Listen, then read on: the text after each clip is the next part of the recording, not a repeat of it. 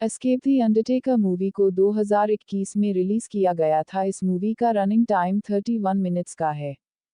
Film शुरू होती है और हम एक रूम देखते हैं। रूम में एक आदमी होता है जो कुछ काम कर रहा था। आगे हमें पता चलता है कि वो आदमी कोई और नहीं अंडरटेकर होता है। उसने दो चाबियां बनाई थी, वो उन दोनों चाबियों को जोड़ देता है और हम एक कलश को देखते हैं जो रूम के बीचों बीच रखा था। आगे हम अंडरटेकर को देखते हैं जो एक फाइटर था और उसे ताकत उस कलश से मिलती है और अंडरटेकर को कोई नहीं हरा सकता। अंडरटेकर ने 15 चैंपियनशिप और 24 रेसलर मानिया को जीतने वाला अंडरटेकर। और फिर हम अंडरटेकर के मैनेजर को देखते हैं, उसके हाथों में कलश होता है और उस कलश के साथ अंडरटेकर को कोई नहीं हरा सकता। आगे हम देखते हैं उसी रूम को जहां पर कलश होता है। अंडरटेकर कलश को बंद करके चाबी से लॉक कर देता है और रूम से चला जाता है। और हम अंडरटेकर के घर को देखते हैं, उसके घर में अजीब सी शक्तियां है। और फिर अंडरटेकर के घर 3 लड़के आते हैं। वो तीनों लड़के कलश को लेने के लिए आए थे। वो गेट को खटकाते हैं लेकिन कुछ नहीं होता। अंडरटेकर के गेट के बाहर कैमरा लगा हुआ था। अंडरटेकर तीनों लड़कों को देख रहा था। तीनों लड़के कैमरे में बोलते हैं कि हम आपसे मिलने आए हैं और लड़के अपने नाम बताते हैं। एक का नाम सेवियर, दूसरे का नाम कोफी और तीसरे का नाम बिग होता है। हमें पता चलता है कि वो तीनों लड़के भी फाइटर्स थे। अंडरटेकर भी ये बात जानता था। तीनों लड़के अंडरटेकर को बोलते हैं कि हमें आपका कलश चाहिए जिससे हमें कोई हरा नहीं सके। लड़के अंडरटेकर को गेट खोलने को बोलते हैं लेकिन अंडरटेकर गेट नहीं खोलता और हम कलश को देखते हैं जो चमक रहा था और फिर अंडरटेकर गेट खोल देता है। और लड़के बहुत खुश हो जाते हैं और घर के अंदर जाते हैं और गेट बंद हो जाता है। तीनों लड़के अंडरटेकर को अंकल टेकर बोलते हैं। लड़कों को एक आवाज सुनाई देती है और धुआं भी निकलता देखते हैं। वो बोलते हैं कि अंडरटेकर आप वाह है। और फिर तीनों कलश लेने के लिए अलग अलग हो जाते हैं और कलश को ढूंढने लगते हैं और अंडरटेकर तीनों पर नजर रख रहा था। कोफी एक तस्वीर देख रहा था जो बहुत अजीब सी थी और बिग चिल्लाने लगता है क्योंकि वो एक कुर्सी पे बैठ गया था और उसके हाथ भी बंध गए थे। और वह कोफी और सविया आ जाते हैं और उसे छुड़ा लेते हैं। वो तीनों लड़के कलश वाले रूम में थे। वो तीनों कलश को देखते हैं और कलश के पास एक टाइमर भी लगा हुआ था। इसका मतलब ये है कि टाइमर का पानी खत्म होने के बाद तीनों लड़कों की आत्मा को कलश निगल लेगा और बिग की हालत खराब होने लगती है। और वो कलश को देखते हैं, कलश में चाबी लगने की जगह थी। ये देखकर वो तीनों चाबी ढूंढने लगते हैं और वो तीनों कुछ डरावनी पेंटिंग देखते हैं और वो ऊपर के कमरे में जाते हैं और वो लाइब्रेरी रूम में पहुंच जाते है। बिग एक बुक उठाता है और उसमें एक शीशी होती है। बिग उसे अपने पास रख लेता है और सवियर अपना पैर आगे रखता है जिससे ऊपर रखे मगरमच्छ का मुंह खुल जाता है। बिग उसे हटने को बोलता है और सवियर बोलता है कि तुम मेरे कंधों पर बैठकर ऊपर चढ़ जाओ और सवियर बिग को ऊपर उठाता है। दूसरी ओर कोफी को एक गुप्त रास्ता मिलता है। कोफी उन्हें देखने को बोलता है लेकिन वो ध्यान नहीं देते और कोफी अंदर चला जाता है। बिग भी नीचे उतर जाता है। वो कोफी को ढूंढते हैं लेकिन वो वह नहीं था तो उन्हें लगता है कि कोफी नीचे चला गया और फिर सवियर ऊपर चढ़ने को बोलता है और बिग उसे उठाता है और बिग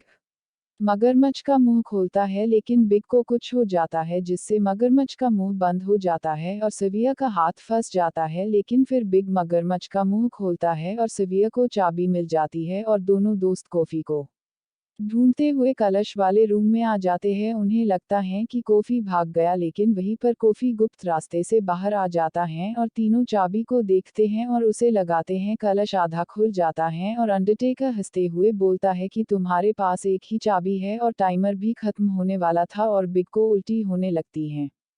आगे सवियर दूसरी चाबी को ढूंढने को बोलता है लेकिन बिग बोलता है कि हम इसे तोड़कर कलश उठा लेते हैं लेकिन कोफी मना कर देता है। अब वो तीनों नीचे के रूम में चाबी ढूंढने जाते हैं और वो तीनों एक मोग रूम में पहुंच जाते हैं। उस रूम में कई अजीब सी चीजें रखी थी और उस रूम में एक लाश भी रखी हुई थी। आगे उन्हें दूसरी चाबी दिखती है और गेट के नीचे से धुआं आने लगता है और कोफी और बिग पीछे हट जाते हैं लेकिन सवियर आगे बढ़ता है और सवियर बोलता है कि देखो मुझे कुछ नहीं हुआ। लेकिन सवियर के पीछे अंडरटेकर आ जाता है और सवियर को वहां से ले जाता है। ये देखकर बाकी के दो दोस्त डर जाते हैं लेकिन उन्हें चाबी चाहिए थी इसलिए वो सोचते हैं कि चाबी कैसे ले। और कोफी बोलता है कि मैं टेबल पर चढ़ जाता हूँ, तुम टेबल को धक्का दे देना। बिग बोलता है कि ठीक है। बिग टेबल को धक्का देता है लेकिन वो बीच में फंस जाता है और फिर धुआं बढ़ने लगता है, इसलिए कोफी पाइप से लटकर उस पार चला जाता है और चाबी ले लेता है और धुआं वापस चला जाता है। और वो दोनों सिविया को ढूंढते हुए कलश वाले रूम में आ जाते हैं और एक गेट के पीछे सिविया नीचे गिरता है और दोनों दोस्त उसे उठाते हैं और अब उन्हें दोनों चाबियां मिल गई थी। वो दोनों चाबियों को जोड़ते हैं और अंडरटेकर उन्हें देख रहा था और अब वो चाबी को कलश में लगाते हैं और कलश खुल जाता है और वो तीनों दोस्त बहुत खुश हो जाते हैं।